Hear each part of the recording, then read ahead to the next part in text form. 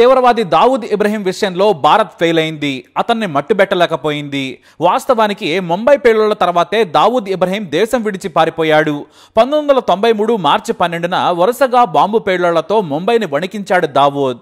దేశాన్ని నాశనం చేయాలన్న ఉద్దేశంతో పాకిస్తాన్తో కలిసి కుట్ర చేశాడు. చివరకు బాంబే స్టాక్ ఎక్స్చేంజ్ కూడా పేలుళ్లలో ధ్వంసమైంది. ఈ ఘటనలో 257 మంది చనిపోగా 1200 మందికి పైగా గాయపడ్డారు. వారిలో 700 మంది జీవితాంతం వైకల్యం బారిన పడ్డారు. నకిలీ పాస్పోర్టు, తప్పుడు పత్రాలతో వ్యూహాత్మకంగా తప్పించుకున్నాడు దావూద్. ఈ ఘటన మొత్తానికి కారణం దావూద్ ఇబ్రహీం. అతనికి టైగర్ మేమన్ కూడా సాయం చేసినట్లు విచారణలో తేలింది. కానీ అప్పటి వరకు దావూద్ అండర్ వరల్డ్ డాన్ గానే ముంబైలో ఉన్నాడు. వ్యాపారుల నుంచి, బలవంతపు వసూళ్ల నుంచి హీరోలు, హీరోయిన్లను బెదిరించడం, నిర్మాతలకు లాభాలు వస్తే వాటాలు అడగడం లాంటివి చేసేవాడు దావూద్. కానీ అంతకుముందే అతన్ని ఓ లేడీ డాన్ వెంటాడింది. ఆమె భయంతో దావూద్ వేరువేరు ప్రాంతాల్లో నక్కాడు. అంతేకాదు, దేశం విడిచి పారిపోతే మన నిఘా సంస్థలు పట్టుకోలేకపోయాయేమో కానీ ఆ లేడీ డాన్ మాత్రం దుబాయ్లో కూడా దావూద్కి ఉచ్చపోయించింది. ప్లాన్ కంగాళీ కావడంతో కాస్తలో తప్పించుకున్నాడు. లేదంటే ఆమె చేతిలో చచ్చేవాడు దావూద్. మరి ఇంతకే ఆమె ఎవరో కాదు, స్వప్న దీది. మరి ఈమె ఎవరు, దావూద్ ని ఎందుకు వణికించిందో ఈ స్టోరీలో చూద్దాం. ముంబైలో 1993కి ముందు ఎన్నో గ్యాంగులు ఉండేవి. వాటిలో దావూద్ గ్యాంగ్ చాలా పవర్ఫుల్. అతనికి పోలీసులు, రాజకీయ నాయకుల మద్దతు బలంగా ఉండేది. తన గ్యాంగ్ ను చంపొద్దని, తనను వేటాడొద్దని భారీగా లంచాలిచ్చి మరీ ప్రాణాలు కాపాడుకునేవాడు. అయితే మొహమ్మద్ ఖాన్ అనే చోటాడాన్ కూడా అప్పుడప్పుడే ముంబై చీకటి సామ్రాజ్యంలో ఎదుగుతున్నాడు. దావూద్ కి ఇతను అనుబంధంగానే పనిచేసేవాడు. కానీ తన సెటిల్మెంట్లు తనవే. దావూద్ తో పెట్టుకుంటే రిస్క్ అని భావించిన మొహమ్మద్ ఖాన్ అతనితో సఖ్యతగా ఉండేవాడు. తన వైపు నుంచి భారీగా డబ్బు కూడా పంపేవాడు. అతను చెప్పే పనులు కూడా చేసేవాడు. కానీ తనకు పలుకుబడి పెరుగుతూ ఉండడంతో దావూద్ తట్టుకోలేకపోయాడు. తన కిందే పని చేయాలని ఒత్తిడి చేసేవాడు. కానీ మొహమ్మద్ ఖాన్ ఒప్పుకోలేదు. నేను నీకు ఎదురుగా రాను, నా విషయంలో వేలు పెట్టద్దని చెప్పాడు. కానీ దావూద్ కు ఎవరైనా ఎదురు తిరిగితే నచ్చదు. అలా దావూద్ కు గ్యాంగ్స్టర్ మహమ్మద్ ఖాన్ కు చెడింది. ఆ తర్వాత మెల్లిగా ఎదగడం మొదలు పెట్టాడు. తన ఏరియాలో మరో గ్యాంగ్స్టర్ ను రాణించేవాడు కాదు. అయితే ఓ బిజినెస్ మ్యాన్ తో సెటిల్మెంట్ విషయంలో మొహమ్మద్ ఖాన్ ఆ బిజినెస్ మ్యాన్ కి అండగా నిలబడ్డాడు. అతని దగ్గర డబ్బు తీసుకున్న మొహమ్మద్ ఖాన్ అందరు ప్రత్యర్థులకు కూడా సదరు వ్యక్తి నా మనిషి, అతన్ని ఎవరో ఇబ్బంది పెట్టద్దని సమాచారం పంపాడు. ఇక్కడే దావూద్ కి కాలింది. ఎందుకంటే ఆ సదరు వ్యక్తి దావూద్ చెప్పినట్లు వినేవాడు. దీంతో ఆ బిజినెస్ మ్యాన్ ని దావూద్ వేధించడం మొదలు పెట్టాడు. ఆ తర్వాత ఆ బిజినెస్ మ్యాన్ మొహమ్మద్ ఖాన్ ను ఆశ్రయించాడు. అక్కడి నుంచి గొడవ మొదలైంది. ఆ తర్వాత దావూద్ తనను బెదిరిస్తూ వచ్చాడు. అప్పుడే మొహమ్మద్ ఖాన్ దావూద్ గ్యాంగ్ లోని ఓ వ్యక్తిని మచ్చిక చేసుకున్నాడు. అతని ద్వారా కీలకమైన సమాచారం తెలుసుకుని పోలీసులకు లీక్ చేసేవాడు. దీంతో దావూద్ కు ఖాన్ మీద అనుమానం కలిగింది. ఆ తర్వాత ముంబై షిప్ యార్డ్ లో స్మగ్లింగ్ గుడ్స్ విషయంలోనూ జోక్యం పెరగడంతో అతన్ని చంపేందుకు ప్లాన్ వేశాడు. కానీ మొహమ్మద్ ఖాన్ దొరకలేదు. అయితే మొహమ్మద్ ఖాన్ కు వీక్నెస్ ఉంది. అదే భార్య అష్రఫ్. ఈమెను ప్రేమించి పెళ్లి చేసుకున్నాడు. ఆమెను ప్రత్యేకంగా ఓ బంగళాలో ఉంచేవాడు. ఆమె కోసం రోజు వస్తుండేవాడు. కానీ రోజు ఆమె దగ్గరకు వస్తే ప్రత్యర్థులకు తెలిసిపోతుందని అక్కడి నుంచి ఆపరేషన్స్ మొదలు పెట్టేవాడు. ఎంతో మంది గ్యాంగ్స్టర్లు కూడా అక్కడికి చేరుకునేవారు. బాగా స్నేహితులైన వారి భార్యలతో అష్రఫ్ స్నేహం చేసేది. ఆ తర్వాత ఆ ఇంటి నుంచి గ్యాంగ్ నడపడం మొదలు పెట్టాడు. కానీ పక్కాగా నిఘా పెట్టి మొహమ్మద్ ఖాన్ ను చంపాలనే ప్రయత్నం దావూద్ ఆపలేదు. సెటిల్మెంట్ కోసం ఢిల్లీకి రావాలని దావూద్ గ్యాంగ్ కబురు పంపింది. అది కూడా ఖాన్ కు దగ్గర ఫ్రెండ్ చేత. అయితే అతని స్నేహితుడికి కూడా తెలియదు దావూద్ మర్డర్ ప్లాన్ వేస్తాడని.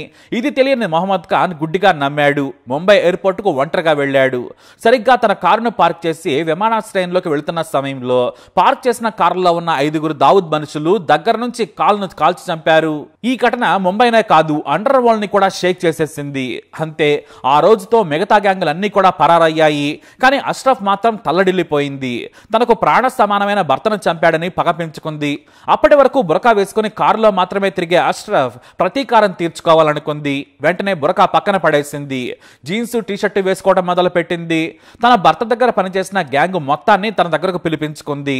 వారందరికీ కూడా ఆర్థిక సాయం చేసింది. కానీ దావూద్ను చంపేందుకు మీ సాయం కావాలి, మీరు నాతో కలిసి రావాలని కోరింది. కాకపోతే మనకు నెట్వర్క్ లేదు. దావూద్ గ్యాంగ్ లో ఖాన్ కు ఓ మనిషి ఉన్నాడు. అతనెవరో ఆయనకు తప్ప ఎవ్వరికీ తెలియదు. ఇప్పుడు ఖాన్ లేడు కాబట్టి మనకు మరొకరి సాయం కావాలన్నారు. అప్పుడే తన భర్తకు స్నేహితుడైన మరో గ్యాంగ్స్టర్ హుస్సేన్ ఉస్తారాను రహస్యంగా కలిసింది. తన గ్యాంగ్ సాయం కావాలని కోరింది. దావూద్ ను నేను చంపుతాను, మీ పగ నేను తీరుస్తాను, కానీ ఆయుధాలు, అతని ప్లాన్లు నాకు తెలియాలని కోరింది. ఉస్తారా సరేనన్నాడు.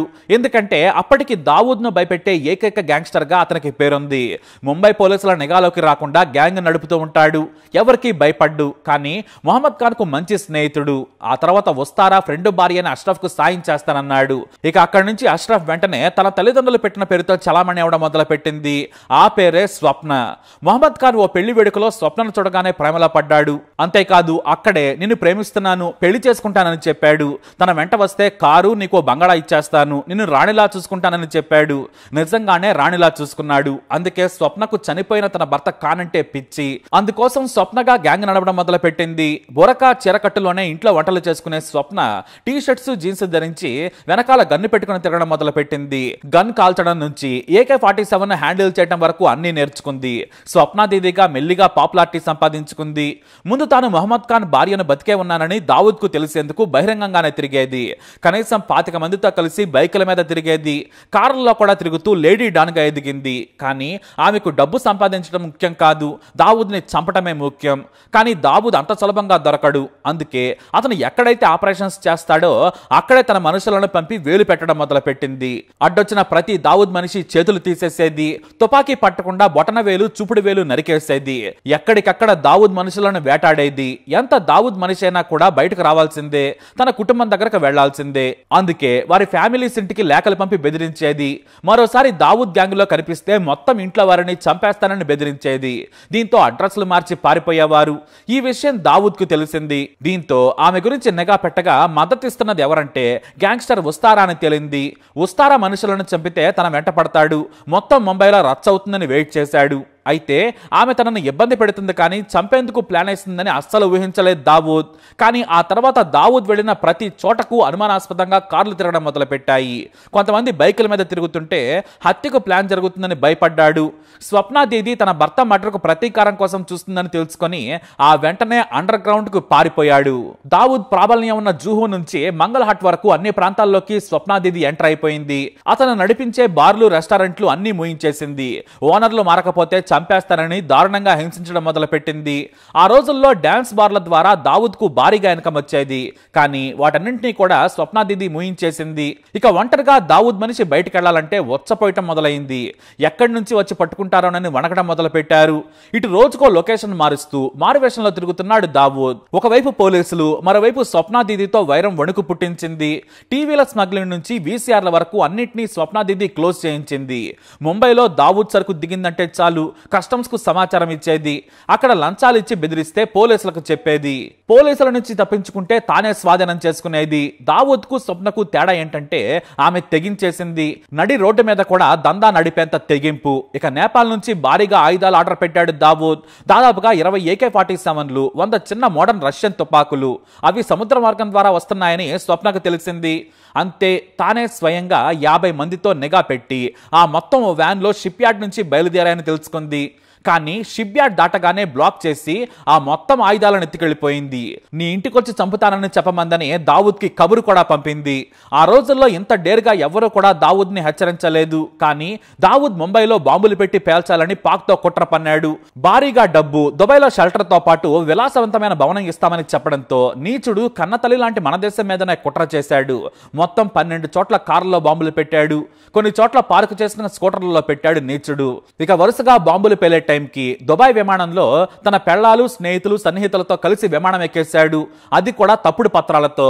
ఆ తర్వాత వరుసగా 12 చోట్ల బాంబులు పేలాయి. అయితే ఎంత నేరం చేసినా కూడా దుబాయ్ నుంచి ముంబై గ్యాంగ్ నడిపడం మొదలు పెట్టాడు. ఈసారి డైరెక్ట్ గా సల్మాన్ ఖాన్, షారుఖ్ ఖాన్, అమీర్ ఖాన్ లాంటి హీరోలకు ఫోన్లు చేసి బెదిరించేవాడు. నిర్మాతలు, దర్శకులకు తాను చెప్పిన హీరోయిన్లను తీసుకురావాలని ఆదేశాలు ఇచ్చేవాడు. మెల్లిగా సినిమాల్లో పెట్టుబడులు పెట్టడం కూడా చేయడంతో పాటు బాలీవుడ్ ను గుప్పిట్లో పెట్టుకున్నాడు. పెద్ద స్టార్లు సినిమాలు తీయాలంటే వణికిపోయావారు. అయితే భారత్ లో తప్ప ఎక్కడ ఇండియా పాకిస్తాన్ మ్యాచ్ జరిగినా సరే VIP బాక్స్ లో కూర్చొని చూసేవాడు. కానీ లైవ్ లో తనను చూపించద్దని ముందే లైవ్ ఇచ్చే ఛానల్స్ కు చెప్పేసేవాడు. ఇక దుబాయ్ వెళ్ళినా కూడా హాయిగా ఎంజాయ్ చేస్తున్న దావుద్ ను మన నిఘా సంస్థలు ఏమీ చేయలేకపోయాయి. కానీ స్వప్న దీది మాత్రం వదిలిపెట్టలేదు. తనకున్న నెట్వర్క్ ద్వారా క్రికెట్ మ్యాచ్ కు వస్తున్నాడని తెలిసి తన మనుషులను అక్కడికి పంపింది. కానీ ఆయుధాలు తీసుకెళ్లడం కుదరదు, భారీగా సెక్యూరిటీ ఉంటుంది. దీంతో గొడుగులు, గాజు నీటి సీసాలను తీసుకెళ్లారు. స్టేడియంలో గందరగోళం సృష్టిస్తే విఐపి బాక్స్ నుంచి బయటకు వస్తాడు. అతని దగ్గర కూడా ఆయుధాలు ఉండేందుకు ఛాన్స్ లేదు కాబట్టి దగ్గరకెళ్లి చంపొచ్చని ప్లాన్ చేసింది. అయితే తన మనుషులను సక్సెస్ఫుల్ గా స్టేడియంలోకి పంపింది. కానీ అవసరం లేకుండా కొంతమంది గొడుగులు గాజు సీసాలతో నీళ్ల బాటిల్స్ తీసుకుని రావడాన్ని అతని మనుషులు గుర్తించారు. అంతేకాదు 3 వ్యక్తులు ముంబైలోని స్వప్నాదిది మనుషులుగా గుర్తుపట్టారు. వారిలో ఒక వ్యక్తి షార్ప్ షూటర్. దీంతో మ్యాచ్ రసవత్తరంగా మొదలైన కాసేపటికే దావూద్ భయపడిపోయాడు. ఆ వెంటనే తన మనుషులను తీసుకొని పోలీసుల సాయంతో అక్కడి నుంచి పరుగులు పెట్టేశాడు. ఇక అప్పుడే తన మనుషులతో ఓ వ్యక్తిని పట్టుకుని చెత్తకొట్టగా స్వప్నాదిది పేరు చెప్పాడు. కానీ తాము చంపడానికి రాలేదు, మ్యాచ్ కోసం వచ్చామని చెప్పాడు.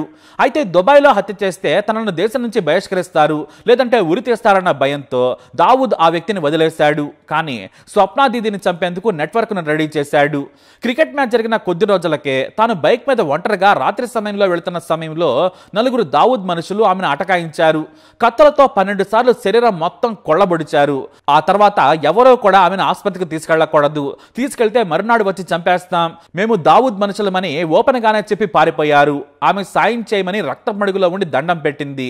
తాను నడవలేక ఓపిక లేక నడి రోడ్డు మీద రాత్రి 12 గంటల సమయంలో చనిపోయింది. అలా స్వప్నాదిది కథ ముగిసింది. ఆమె మొండిగా ఒంటరిగా బయటకు రావడం చేసిన తప్పు, లేదంటే అంత సులువుగా చనిపోయేది కాదు. దావూద్ దేశం విడిచి పారిపోయాడు, తనను చంపలేడులే అనుకుంది. కానీ ఆమె అతని కోసం వేటాడుతుంటే ఎలా వదిలేస్తాడు? పైగా దావూద్ కు పెద్ద నెట్వర్క్ ఉంది. అలా స్వప్నాదిది లేడీ డన్ గా పేరు తెచ్చుకొని అదే మాఫియా చేతిలో చనిపోయింది. Senior journalist Hussain Zaidi mafia queen of Mumbai అనే పుస్తకంలో ఈ కథ రాసుకొచ్చారు. మరి ఈ కథపై మీ అభిప్రాయం ఏంటి? కమెంట్ ద్వారా తెలియజేయండి. ఇలాంటి ఇన్ఫర్మేషన్స్ కోసం వీడియో లైక్ చేయండి, షేర్ చేయండి, మా ఛానల్ని సబ్స్క్రైబ్ చేసుకోండి.